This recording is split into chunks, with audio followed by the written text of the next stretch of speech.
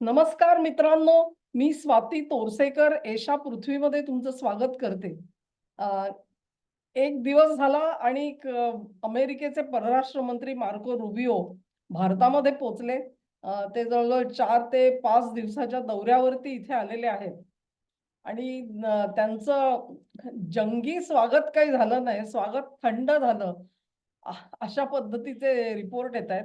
खरं सांगायचं झालं तर प्रोटोकॉल प्रमाणे स्वागत त्यांचं केलं गेलेलं आहे. त्याच्यात काही कुठेही कमतरता झालेली नाहीये. पण जंगी स्वागत ज्याला म्हणतात किंवा उत्स्फूर्तपणे एखादं शानदार स्वागत असावं तसं ते निश्चितच नाहीये. आणि त्याला कारण भारत-अमेरिका संबंध आणि त्याची आजची परिस्थिती.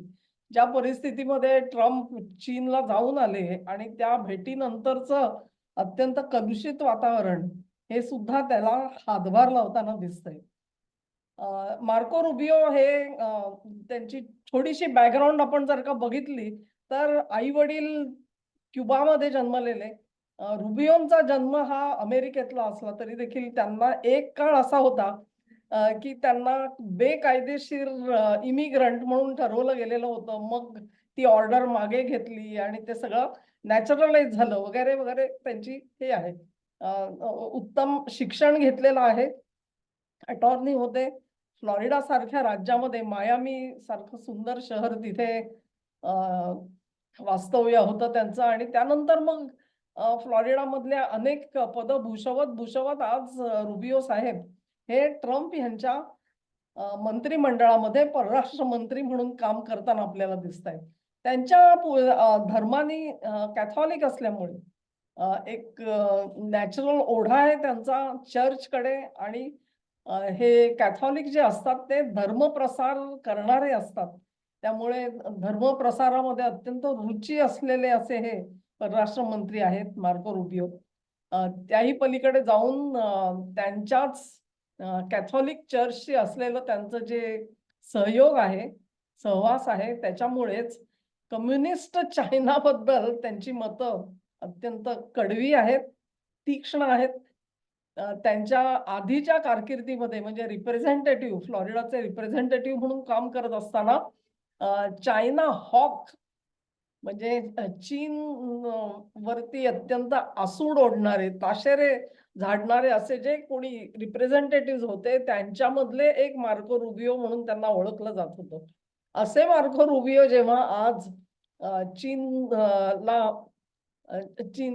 चायनीज हॉक असणारा परराष्ट्र मंत्री झालेला आहे आणि तो चीनच्या भेटीला गेल्यानंतर काय नेमकं झालं असेल, असा प्रश्न आपल्या मनामध्ये येतो. त्यांचं आणि क्युबाबद्दलची त्यांची मतं तर काही विचार म्हणजे डोनाल्ड ट्रम्प जे म्हणतात, की आता माझं लक्ष क्युबाकडे जाणार आहे वगैरे. तर ते स्वाभाविक आहे आणि रुबियो त्यांच्यासोबत पूर्णपणे मनानी असतील याबद्दल मला खात्री आहे.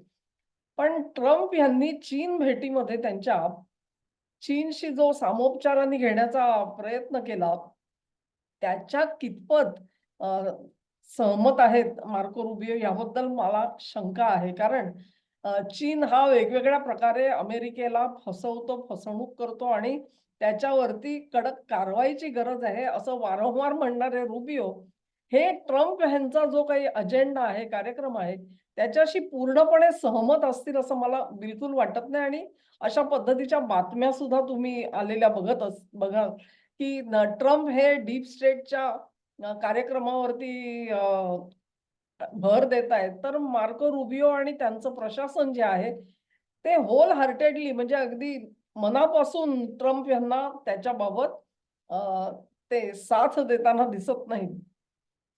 या वदंता सुद्धा असू शकतात.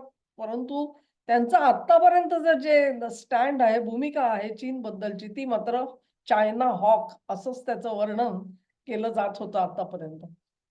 रुबियो जेव्हा आता भारतामध्ये आलेले 5 दिवस परराष्ट्र मंत्री एका अमेरिकेचे 5 दिवस इथे करतात काय असा तुम्हाला प्रश्न पडेल. पहिली व्हिजिट त्यांची जी झाली ती कोलकातामध्ये.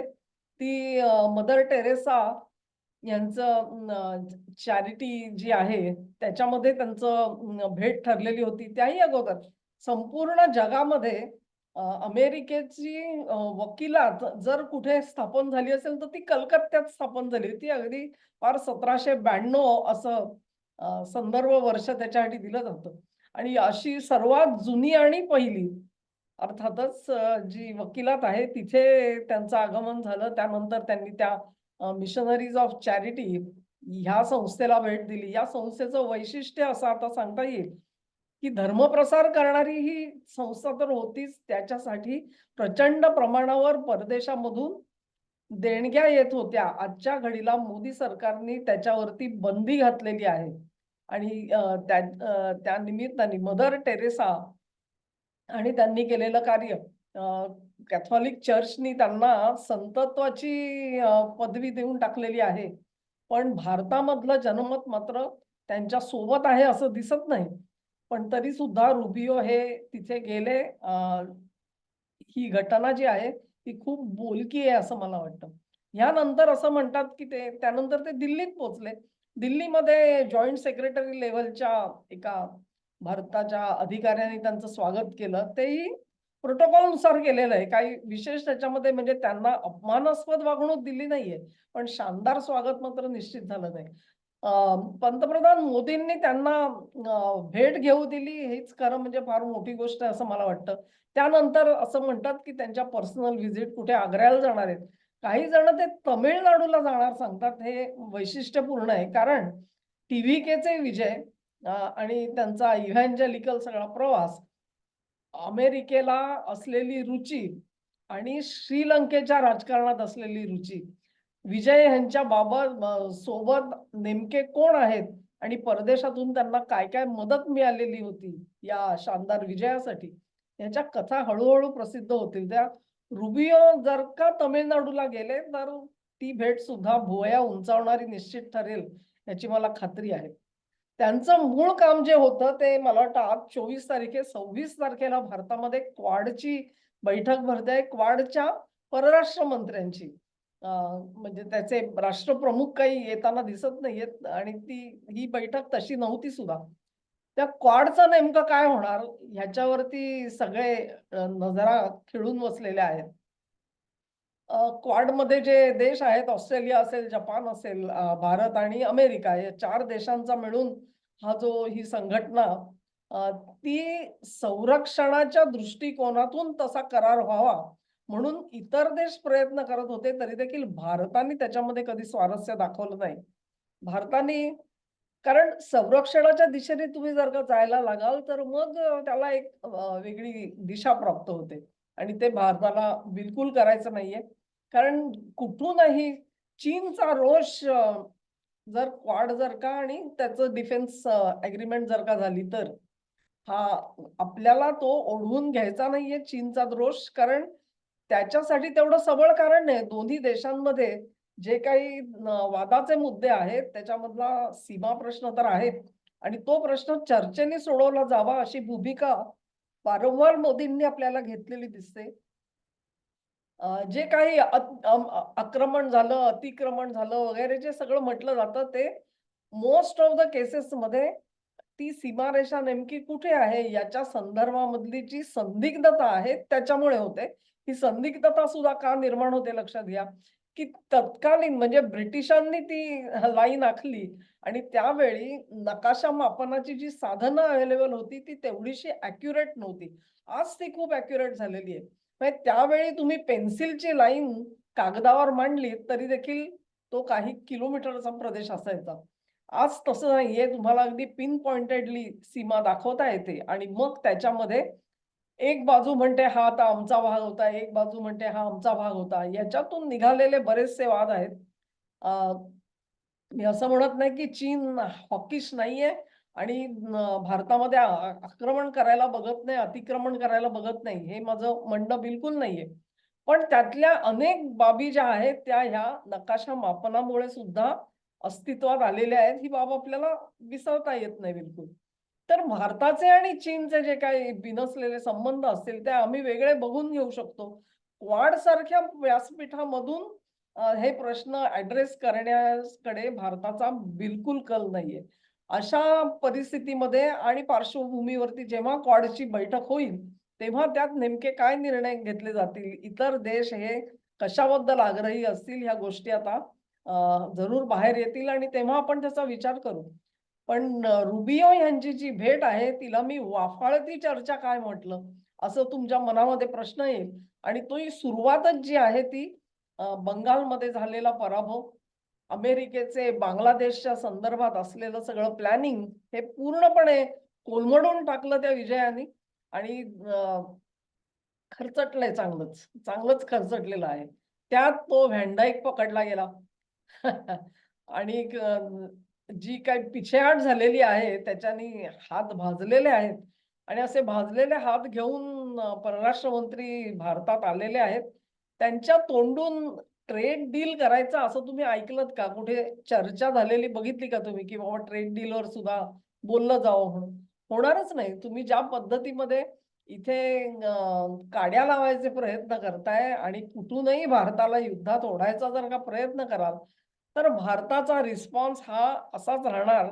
हे अमेरिकेला कळलं पाहिजे. चांगल्या कानठळ्या बसल्या पाहिजेत त्या आपल्या मताच्या. बंगालमध्ये विजय मिळाला म्हणून ताबडतोब ट्रम्पनी फोन करून अभिनंदन करणं गोष्ट वेगळी. आणि ते अभिनंदन केलंच कशाला मुळात, म्हणजे मी हरलो आणि तू जिंकला असं सांगण्यासाठी केला होता, की मी हरलो असलो तरी देखील मी माझा हेका सोडणार नाही हे सांगण्यासाठी केला होता. नेमका काय निरोप घेऊन मार्को रुबियो इकडे आलेले आहेत यावर पुढची दिशा ठरते.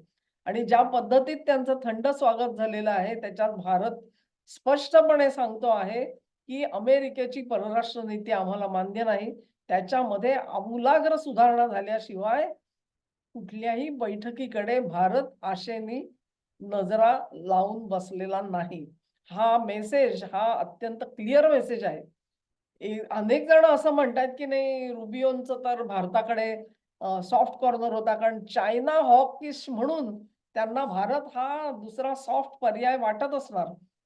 हे आर्ग्युमेंट म्हणून झालं, पण ते ज्या हालचाली करतायत ना इथे, म्हणजे मिशनरीज ऑफ चर्चमध्ये जाणं किंवा तमिळनाडूला जाऊन विजय यांची भेट घेणं वगैरे, ह्या सगळ्या गोष्टी काही त्या एक फुंकर घालण्याचा जो प्रकार आहे, त्याच्यामध्ये बिलकुल म्हणजे भाजलेलं तर आहेच आणि त्याच्यावरती रुबियो साहेब येतील आणि फुंकर घालतील, अशी जी अपेक्षा होती ती बिलकुल मला होताना दिसत नाही. कारण ते खास करून उलट तुम्हाला आणखी टोचून दाखवतायत, की बघा आम्ही आमचं धोरण काही सोडायला तयार नाही आहोत म्हणून. एक सणसणीत चपराक बसलेली आहे. कलकत्त्यामध्ये त्यांनी जी पूर्वनियोजित जी बैठक होती ती ममता बॅनर्जींची होती. बघा म्हणजे शेवटच्या क्षणापर्यंत ह्यांना खात्री होती, की ममताच जिंकणार आहेत तिकडे. आता त्यांचा पराभव झाल्यानंतर इथे किती ठिकाणी थपडा बसलेत कोणास ठाऊक. आणि त्यानंतर मग त्यांनी प्रयत्न केला सुवेंदू अधिकारींना भेटण्याचा. पण सुवेंदू अधिकारी हे आयत्या वेळी दिल्लीमध्ये गेल्याचं आपल्याला कळलं. त्यामुळे सुवेंदूंची त्यांना काही भेट मिळाली नाही आणि वेळही मिळालेला नाहीये. त्यामुळे ते काही होणार नाही. बंगालमध्ये त्यांना जे काही करायचं आहे ते सगळे प्रयत्न हे हाणून पाडले गेलेले आहेत. मला मनामध्ये एकच शंका आहे, जे काही बांगलादेशामध्ये अमेरिका करायला बघते आहे, ते वरकरणी सांगताना ते जरी सांगत असले, की आमचं आणि चीनचं भांडण आहे आणि म्हणून आम्ही करतो.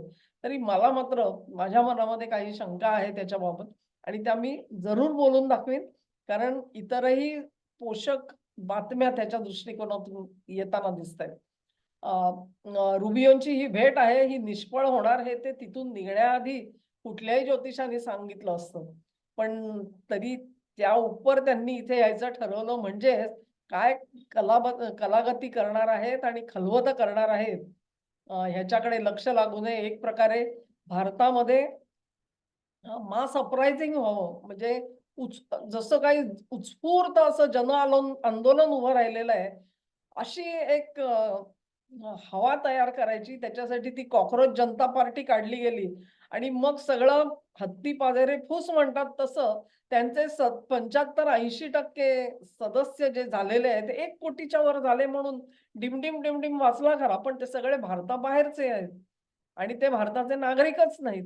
पाकिस्तानी आहेत, बांगलादेशी आहेत. हे लक्षात आल्यानंतर त्यातली हवा पूर्णपणे गेलेली आहे. पण तरी सुद्धा अमेरिकेचं समाधान नाही. रुबियो म्हणे निरोप घेऊन आलेले आहेत, की अमेरिका भारताला तेल द्यायला तयार आहे. भारताने आमच्याकडून तेल घ्यावं. पण भारताने त्याच्याबाबत कसलीही उत्सुकता दाखवलेली नाहीये.